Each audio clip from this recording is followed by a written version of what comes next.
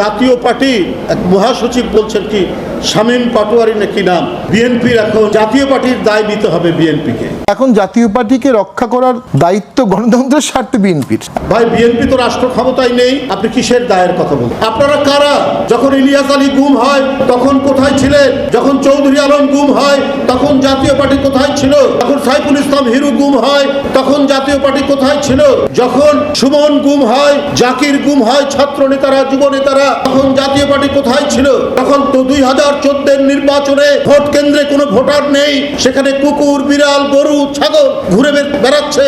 সেই নির্বাচনে যাব না করতে করতে আপনারা গেলেন। আপনারা 2018 সালে বিএনপি নির্বাচনে যাওয়ার ঘোষণা দেওয়ার পর প্রায় 45 জন প্রার্থীকে গ্রেপ্তার করে নিয়ে যাওয়া হলো।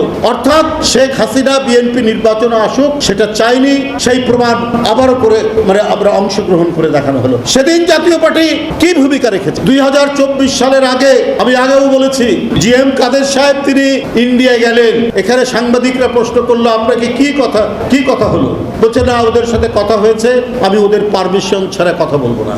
এই দল জাতীয় পার্টি যে দেশের সাথে গেছেন কি নির্বাচনে অংশগ্রহণের জন্য আপনাকে নির্দেশ দিয়েছেন, এটা পাবলিক সবাই জানে, সেটাও আপনি তাদের অনুমতি ছাড়া বলতে পারবেন না। তো আপনি কি ভারতের কোন রাজনৈতিক দল না বাংলাদেশের রাজনৈতিক দল?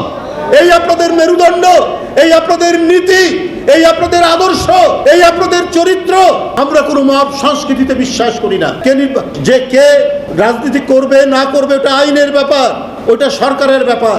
বিএনপি কোথাও কোনো মব সংস্কৃতি তৈরিও করেনি, উচ্ছৃঙ্খল জনতাতন্ত্রে বিশ্বাসী নয় বিএনপি। কিন্তু বিএনপি তো অ্যানালাইসিস আছে, একটা বিশ্লেষণ আছে।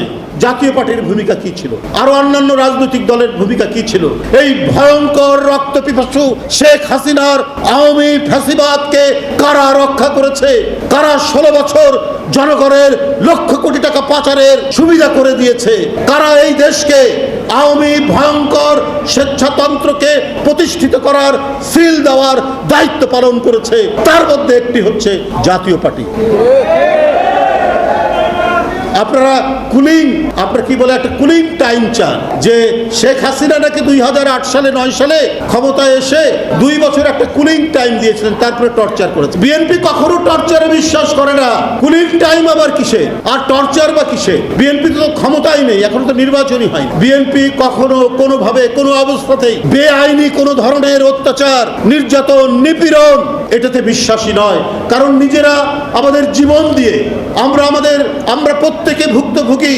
প্রত্যেকে যারা বসে আছেন বা সামনে বসে আছেন, সর্বনিম্ন 50টা সর্বোচ্চ 500টা মামলায় আমরা প্রত্যেকেই আক্রান্ত।